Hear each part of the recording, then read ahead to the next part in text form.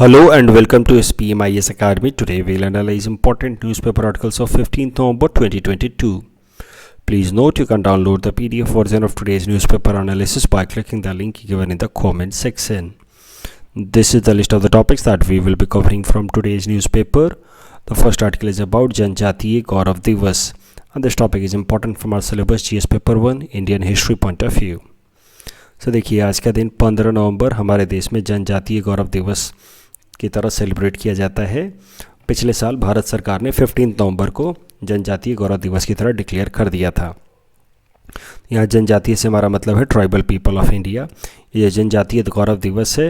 It is celebrated in order to remember the sacrifices of the tribal freedom fighters. तो कई सारे freedom struggles जो हमारे देश में हुए हैं that have been led by the tribal leaders. For example tribal communities like Santhals, Tomars, Kols, Bhils, Khasis and Mizos have contributed in the freedom struggle of India. और इस तरह के जो ट्राइबल जो कम्युनिटीज़ के फ्रीडम स्ट्रगल के कंट्रीब्यूशन को रिमेंबर करने के लिए, रिकॉग्नाइज करने के लिए जनजातीय गौरव दिवस हमारे देश में हर साल 15 नवंबर को मनाया जाएगा। ये पिछले साल फैसला किया गया था। पर्पस ये है कि आने वाली जो जनरेशन्स हैं वो ट्राइबल लोगों की भी कॉन्ट्रीब्यूशंस को याद करें as far as our freedom struggle is concerned. ये जो डेट है 15 नवंबर, इसका सिग्निफिकेंस समझते हैं। This date is birth anniversary of Shri Birsa Munda. तो Birsa Munda was a tribal leader and he led one tribal movement against the Britishers. उसके बारे में थोड़ा आगे देखेंगे। जो ट्राइबल कम्युनिटी हैं वो बिरसा मुंडा जी को भगवान की तरह ट्रीट करते हैं। So they actually revere him as a god or incarnation of God. So Birsa Munda, he fought bravely against the Britishers, against their exploitative system, and he started a movement, उलगुलन। तो चूँकि जनजातीय दिवस अभी शुरू किया गया, पिछले साल ही शुरू किया गया है, तो इस पे आने वाले मेंस में या प्रीलिम्स में सवाल पूछा जा सकता है। किस तरह के सवाल मेंस में बन सकते हैं वो भी ज़रा देखते हैं। तो मेंस में सवाल तो बेसिकली इस तरह के 2-3 बार पूछे जा चुके हैं। प्लेन सा सवाल पूछा जा सकता है कि role of tribals in freedom movement. ये सवाल तो आता ही रहता है मेंस में। इस तरह का सवाल जब भी आए तो कंक्लूजन पार्ट में लिख सकते हैं कि recently the union cabinet has recognised 15 November as Janjatiya Gaurav Divas in order to celebrate the role of tribals and the community in freedom movement of India. तो इस तरीके से आप कंक्लूजन में जनजातीय गौरव दिवस को मेंशन कर सकते हैं। अभी ट्राइबल पॉपुलेशन की बात चल रही है, तो कभी भी कोई सवाल आ जाए ट्राइबल्स के ऊपर तो इंट्रोडक्शन पार्ट में आपको कुछ बेसिक डेटा देना चाहिए in order to substantiate your points. तो ट्राइबल पॉपुलेशन को लेकर के कुछ इंपॉर्टेंट डेटा देखते हैं। आज पर 2011 सेंसस हमारे देश में 10 करोड़ 42 लाख ट्राइबल्स हैं, शेड्यूल ट्राइब कैटेगरी को बिलोंग करने वाले लोग हैं, which is about 8.6% of India's total population. अगर पॉपुलेशन की बात की जाए तो एब्सोल्यूट सेंस में सबसे ज़्यादा जनसंख्या ट्राइबल्स की है मध्य प्रदेश में। Highest tribal population belongs to the state of Madhya Pradesh. लेकिन अगर परसेंटेज वाइज बात की जाए तो Mizoram has highest population of tribal. 94.44% of Mizoram population are belonging to और do belong to the tribal community. Assam की अगर बात की जाए, असम चूँकि APSC की आप तैयारी करते हैं तो असम के अंदर कितने परसेंट ट्राइबल्स हैं वो भी आपको पता होना चाहिए। तो the percentage tribal population of Assam is 12.45% as per census 2011। इस टॉपिक के बेसिस पे ये प्रीलिम्स प्रैक्टिस क्वेश्चन हमने आपको दे रखा है। Please attempt this question and you can submit the answer in the comment section. The next article is about long term low emission development strategy, and this topic is important from our syllabus GS paper 3 environment point of view. So देखिए, अभी conference of party number 27 of United nation framework convention on climate change चल रहा है eight शर्म Sheikh in Egypt. ये आप जानते हैं। इससे रिलेटेड 3-4 आर्टिकल हाल फिलहाल में मैंने कवर किया है। तो अब शर्म शेख इजिप्ट के अंदर कॉन्फ्रेंस ऑफ पार्टी नंबर 27 के दौरान इंडिया ने अनाउंस किया है एक नई strategy for combatting climate change. इस स्ट्रैटेजी का नाम है long term low emission development strategy. तो ये जो long term low emission development strategy है, इसको हाल फिलहाल में भारत सरकार ने अनाउंस किया है। It is about 121 page document, जिसमें बेसिकली डिस्कस किया गया है कि लॉन्ग टर्म में क्या क्या स्ट्रैटेजिक डिसीजंस लेने वाली है भारत सरकार, ताकि जो ट्रांजिशन है हमारे एनर्जी सेक्टर का from high emission to low emission किया जा सके। तो अभी कैसा है, basically most of the energy is derived from hydrocarbon based sources like coal और क्रूड ऑयल, तो इन सब से हाइयर अमाउंट ऑफ इमिशन होता है। तो भारत सरकार ने इस डॉक्यूमेंट की मदद से, ये जो डॉक्यूमेंट का नाम है long term low emission development strategy, इसकी मदद से एक proper long term strategy define की है कि कैसे लॉन्ग टर्म में हमारा जो एनर्जी प्रोडक्शन है वो लो इमिशन सोर्सेज से आएगा for the purpose of electricity and transportation. तो पिछले साल जो कॉन्फ्रेंस ऑफ पार्टी हुई थी United nation framework convention of climate change की 2021 में, that was conference of party number 26 that was held at Glasgow.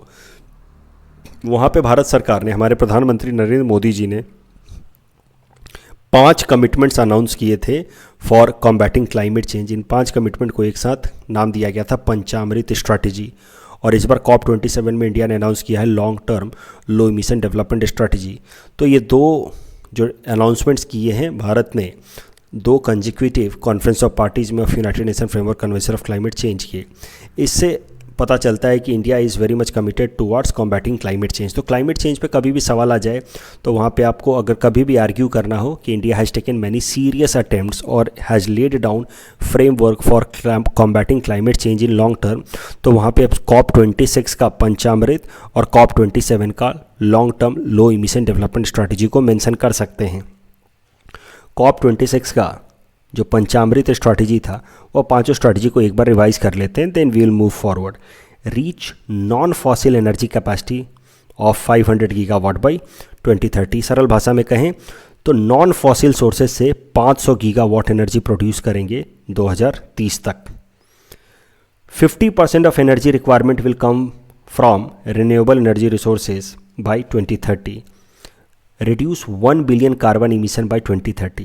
तो जितना भी कार्बन इमिशन हो रहा है या होने वाला है 2030 तक, उसमें से अब ऐसी नई टेक्नोलॉजी का या बेहतर सिस्टम्स का इस्तेमाल किया जाएगा जिसकी मदद से कम 1 बिलियन टन कार्बन इमिशन कम हो। कार्बन इंटेंसिटी को रिड्यूस किया जाएगा below 45% by 2030 with respect to 2005 level. Carbon intensity को यहाँ डिफाइन किया गया है total carbon emission with respect to GDP. तो carbon emission GDP per capita उसको कहा गया है कार्बन इंटेंसिटी, और उसको 45% तक कम कर दिया जाएगा 2030 तक व्हाट इट वाज बाय 2005। तो 2005 के लेवल में 45% तक कार्बन इंटेंसिटी में कमी लाई जाएगी। और उसके अलावा India will try to achieve net zero status by 2070। 2070 तक जितना भी ग्रीन हाउस गैस हम इमिट करेंगे उतना हम कार्बन सेक्वेस्टरेशन भी करेंगे, so that India becomes overall a net zero country. तो ये तो था Panchamrit strategy that was announced in conference of party number 26 in Glasgow that was held last year. इस साल जो अनाउंस किया गया है long term low emission development strategy, उसके बारे में भी ज़रा देख लेते हैं। तो जो इंपॉर्टेंट अनाउंसमेंट्स किए गए हैं इस साल, उसमें सबसे पहले बात की गई है न्यूक्लियर एनर्जी को लेकर के। तो इसमें कहा गया है long term emission development strategy में, लो इमिशन डेवलपमेंट स्ट्रैटेजी में कहा गया है कि नेक्स्ट डेकेड तक हमारी जो भी न्यूक्लियर एनर्जी प्रोडक्शन है उसको 3 गुना बढ़ा दिया जाएगा। ग्रीन हाइड्रोजन आई होप आप समझते होंगे, और पहले मैंने इसको डिस्कस किया है। मैं इससे रिलेटेड लिंक कमेंट सेक्शन में दे दूंगा about different kinds of hydrogen. तो ग्रीन हाइड्रोजन या ब्राउन हाइड्रोजन को लेकर के जो क्लासिफिकेशन है वो मैं कमेंट सेक्शन में एक लिंक के साथ आपको दे दूंगा, तो आप उसको देख लेना। But green hydrogen means environment friendly hydrogen ज़्यादा हम लोग प्रोड्यूस करेंगे for meeting our energy requirement, और इसको प्रोड्यूस किया जाएगा थ्रू एन इनिशिएटिव जिसका नाम है national hydrogen mission. Ethanol blending की जाएगी ज़्यादा से ज़्यादा, 20% का टारगेट रखा गया है। जो पेट्रोलियम प्रोडक्ट्स हैं, जो हमारे पेट्रोल हैं उसमें या डीजल में एथेनॉल को ब्लेंड करके फ्यूल की तरह इस्तेमाल किया जाएगा जिससे कम से कम इमिशन हो। तो एथेनॉल ब्लेंडिंग का जो टारगेट है 20% का 2025 तक, उसको अटेन किया जाएगा। एनर्जी एफिशिएंसी यानी कि कम रिसोर्स से ज़्यादा एनर्जी प्रोड्यूस करने के लिए या एनर्जी का बेहतर से बेहतर इस्तेमाल करने के लिए एक इनिशिएटिव लाया जा रहा है जिसका नाम है perform achieve and trade initiative या perform achieve and trade scheme, PAT scheme. तो पैट स्कीम को स्टार्ट किया है हमारे देश की एक agency bureau of energy efficiency ने। ब्यूरो ऑफ एनर्जी एफिशिएंसी को भारत सरकार ने लॉन्च किया है, जिसका मेन गोल है कि एनर्जी कंजम्पशन को हमारे देश में कम करे, मिनिमाइज़ करे और एनर्जी की एफिशिएंसी बढ़ाए। तो आप देखते हैं ना, जितनी भी वो 5 स्टार रेटिंग होती है, वो अलग अलग इलेक्ट्रिकल अप्लाइंसेज में रेटिंग्स चलती हैं, 3 स्टार, 4 स्टार, 5 स्टार। तो all such ratings have been given to electrical appliances on recommendation given by this agency only, Bureau of Energy Efficiency, जिसका काम ही है कि ज़्यादा ज़्यादा एनर्जी एफिशिएंसी को प्रमोट करें हमारे देश में। तो this is being done under perform achieve and trade scheme. तो पैट स्कीम के अंतर्गत हर एक ऑर्गेनाइजेशन अगर कोई नई टेक्नोलॉजी लेकर के आता है जिससे एनर्जी सेव किया जा सकता है, तो उसके लिए उसको एक एनर्जी सेविंग सर्टिफिकेट मिलेगा, जिसको वो मार्केट में सेल कर सकता है टू दोज कंपनीज जो ज़्यादा ग्रीन हाउस गैस इमिशन करके अपना काम कर रही हैं, एनर्जी प्रोड्यूस कर रहे हैं। फॉर एग्जांपल, आपने कोई रिन्यूएबल एनर्जी रिलेटेड कोई कंपनी लगाई जिससे आप ज़्यादा एनर्जी प्रोड्यूस कर रहे हैं विथ लो कार्बन इमिशन या no carbon emission, zero carbon emission, तो उस केस में आपको मिलेगा एनर्जी सेविंग सर्टिफिकेट, जो आप किसी ऐसे इंडस्ट्री को बेच सकते हैं जो ज़्यादा ग्रीन हाउस गैस इमिट करके एनर्जी प्रोड्यूस कर रहा है, for example coal based power plants. तो इस तरीके से ये जो एनर्जी सेविंग सर्टिफिकेट का कॉन्सेप्ट लाया गया है under perform achieve and trade scheme, and that will be further promoted as per the announcement recently made, जिसका नाम है long term low emission development strategy. उसके अलावा कार्बन सेक्वेस्टरेशन, मैं 2-3 दिनों पहले न्यूज़पेपर एनालिसिस में बात कर रहा था कि कार्बन इमिशन तो होता ही है हमारे एटमॉस्फेयर में, अगर उसको रिवर्स कर दिया जाए और कार्बन को कैप्चर किया जाए और उसको स्टोर किया जाए अर्थ में, तो उसको कहा जाता है कार्बन सेक्वेस्टरेशन। तो कार्बन सेक्वेस्टरेशन को ज़्यादा प्रमोट करने की कोशिश की जाएगी अंडर दिस न्यू इनिशिएटिव। इस टॉपिक के बेसिस पे प्रीलिम्स प्रैक्टिस क्वेश्चन हमने आपको दे रखा है। Please attempt this question and you can submit the answer in the comment section. The next article is about rule of law index, and this topic is important from our syllabus GS paper 2 Indian polity point of view. तो ये जो rule of law index है, इससे सीधा सवाल मैं उम्मीद नहीं करता कि मेंस में आएगा, लेकिन एसए में या कहीं पासिंग रेफरेंस में आप इसका जिक्र कर सकते हैं, इवन इन एथिक्स पेपर। तो रूल ऑफ लॉ क्या होता है वो आप समझते हैं, आई होप, कि ऐसा एडमिनिस्ट्रेटिव सिस्टम जहाँ पे कोई एक इंस्टीट्यूशन, ऑर्गेनाइजेशन या इंडिविजुअल डोमिनेट ना करता हो उस एडमिनिस्ट्रेटिव या गवर्नेंस सिस्टम को, वहाँ पे बेसिकली ब्रॉडर नॉर्म्स हो, रूल्स हो, जिसकी मदद से वहाँ का गवर्नेंस मैनेज किया जाता हो। फॉर एग्जांपल, हमारे देश में माना जा सकता है कि रूल ऑफ लॉ है, क्योंकि हाईएस्ट लॉ क्या है, संविधान, और संविधान के हिसाब से जो भी हमारे यहाँ पे एडमिनिस्ट्रेटिव प्रैक्टिसेस होती हैं, तो इस कारण से बोल सकते हैं कि रूल ऑफ लॉ है। जबकि देयर आर मेनी कंट्रीज जहाँ पे डिक्टेटरशिप है, कंट्रीज लाइक कोरिया और सऊदी अरबिया, तो there you can not say कि there is rule of law, there is rule of individual. लेकिन रूल ऑफ लॉ भी कितनी अच्छे तरीके से इम्प्लीमेंट होता है, वो कितना थ्योरेटिकल है, कितना प्रैक्टिकल है, उसके बेसिस पे दुनिया के अलग अलग देशों को स्कोर दिया जाता है और रैंक दी जाती है in this rule of law index, which is published under world justice project. तो दुनिया के 140 देशों को स्कोर और रैंक दिया जाता है on the basis of rule of law prevalent in their country. हमारे देश में कानून का राज है, ऐसा कम से कम थ्योरेटिकली तो मानते ही हैं, लेकिन प्रैक्टिकल केसेस में बहुत बार वो वायलेट होता हुआ दिखता है। क्रिमिनल एलिमेंट्स हो या कभी कभार जो करप्ट पॉलिटिशियंस हैं, they keep on bending the rules और उनको के लिए कोई पनिशमेंट भी नहीं होती। So this is how sometimes we see the violation of the idea of rule of law, but in general we believe कि we have rule of law. तो दुनिया के कितने देशों में रूल ऑफ लॉ है, इसको देखने के लिए 140 देशों में सर्वे करा करके रिपोर्ट पब्लिश करता है और इंडेक्स पब्लिश करता है वर्ल्ड जस्टिस प्रोजेक्ट। तो according to this report, rule of law has been declining globally. धीरे धीरे रूल ऑफ लॉ बढ़ने के बजाय वो गिर रहा है। तो डेमोक्रेटिक सिस्टम की one of the important feature होगी कि it will have rule of law. तो पिछले 5 सालों से लगातार जो रूल ऑफ लॉ है वो दुनिया भर में डिक्लाइन हो रहा है। एंड ये रिपोर्ट कहता है कि the check on executive power are weakening. For example, अगर आप रसिया की बात करें तो वहाँ के जो प्रेसिडेंट हैं, एग्जीक्यूटिव हेड व्लादिमीर पुतिन, अगर वो अपने मन मुताबिक काम कर रहे हैं और वहाँ के कानून को, वहाँ के कॉन्स्टिट्यूशन को नहीं मानते, तो यू कैन से कि वहाँ पे एग्जीक्यूटिव पावर्स ज़्यादा डोमिनेट होती जा रही है, उनके ऊपर जो चेक्स हैं वो कमज़ोर होते जा रहे हैं। और इस केस में आप कह सकते हैं कि वहाँ की कि वहाँ के सिस्टम में रूल ऑफ लॉ वीकन होता जा रहा है। तो ये रिपोर्ट कहता है कि लगातार रूल ऑफ लॉ डिक्लाइन हो रहा है, ह्यूमन राइट्स वायलेट हो रहे हैं।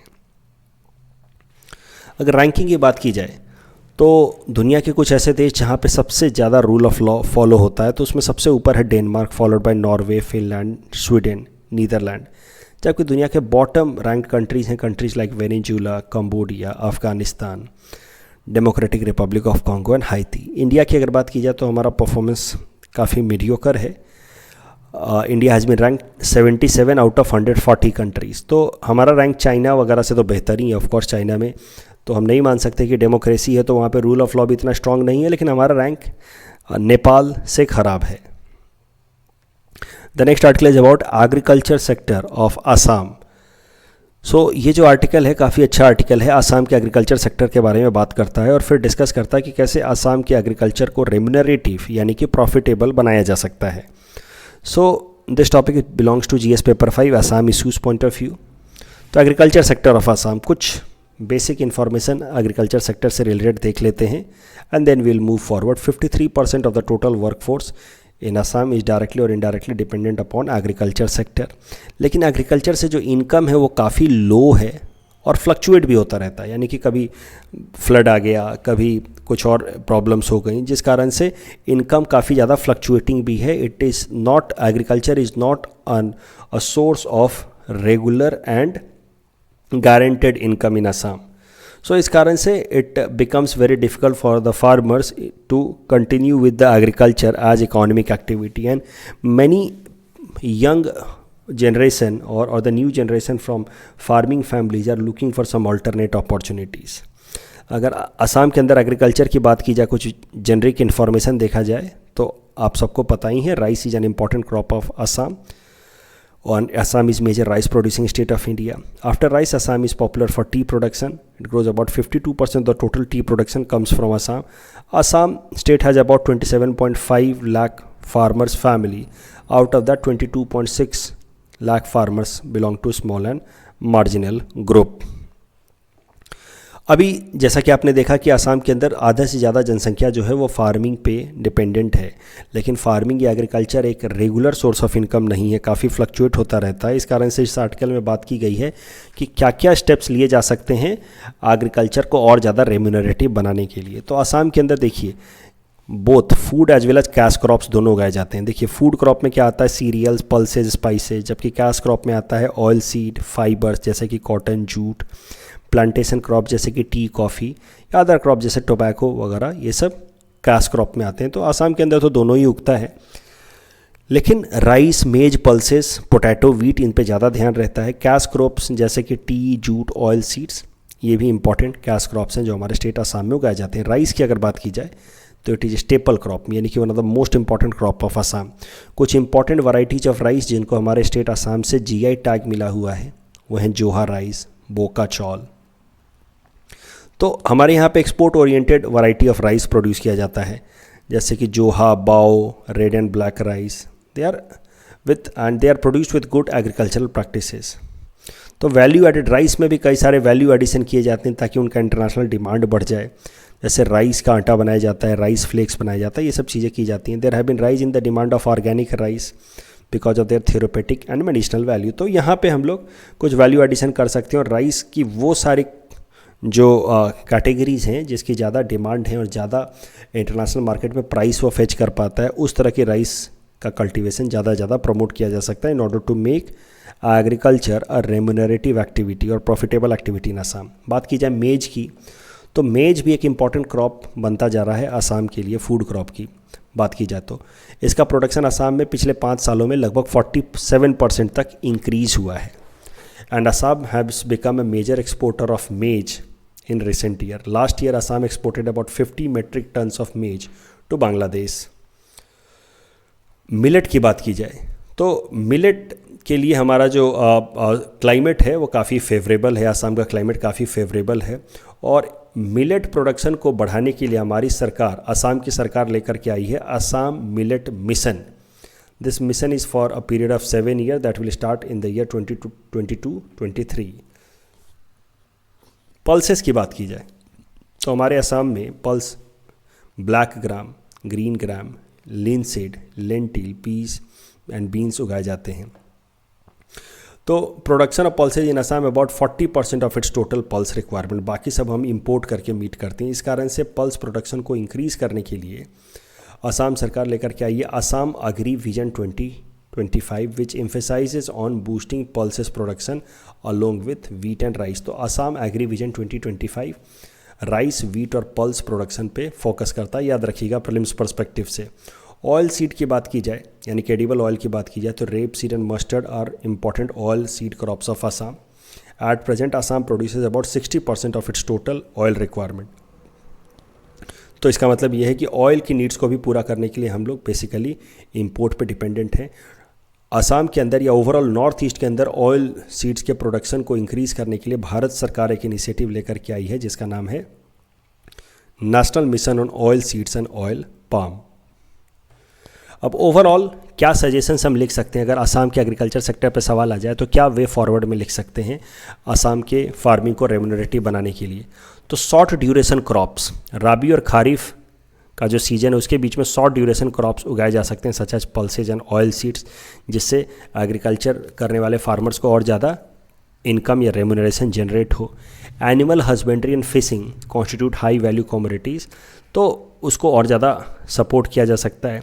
जो हाई या बेटर ब्रीड ऑफ बर्ड्स या एनिमल्स हैं उन पे फोकस किया जा सकता है, उनके सीड को इंपोर्ट किया जा सकता है या उनके सीड को फिर प्रिजर्व करके उनकी क्वालिटी को इम्प्रूव किया जा सकता है। इससे बेहतर से बेहतर एम्प्लॉयमेंट जनरेशन होगा। फार्म मैकेनाइजेशन एक मेन प्रॉब्लम है हमारे स्टेट असम में, आज भी मैनुअल वर्क ज़्यादा होता है खेतों में। तो फार्म मैकेनाइजेशन के लिए कुछ स्कीम्स लाए गए हैं, जैसे apart scheme is run by government of Assam under world bank funding. लेकिन जितना ज़्यादा फार्म मैकेनाइजेशन होगा उतना ज़्यादा फिर हमारा जो ईल्ड है एग्रीकल्चर सेक्टर का वो बढ़ेगा। तो agriculture productivity will improve, multi use water and there is scope for increasing income through integration of fishery and farming. तो ये सब सजेशंस दिए गए हैं इस आर्टिकल में। एंड कलेक्टिवाइजेशन ऑफ प्रोड्यूसर्स, यानी कि फार्मर्स मिल करके अगर खेती करें तो बीच में जो बंडिंग का जो एरिया ख़राब होता है, दो खेतों के बीच में जो बॉर्डर के तौर पे हम जो एरिया छोड़ते हैं, कंटूर बंडिंग जिसको कहते हैं, वो एरिया वेस्टेज होने से बचाया जा सकता है। And this is known as collectivisation of farmer. So this will help small and marginal farmers to produce more. कल जो हमने आपको प्रैक्टिस क्वेश्चन दिया था उसका आंसर देख लेते हैं। तो पहले सवाल का जवाब होगा आईआर कोयलो केस, और सबसे ज़्यादा क्वांटिटी में कौन सी ग्रीन हाउस गैस मौजूद है हमारे एटमॉस्फेयर में। तो correct answer is carbon dioxide. और type 1 diabetes is caused by bacterial infection, that is not right, it is genetic, basically outcome of genetic disorder. Type 2 diabetes is more common as compare to type 1, that is true. So the correct answer is option B. That's all from our side for today. Thanks for watching.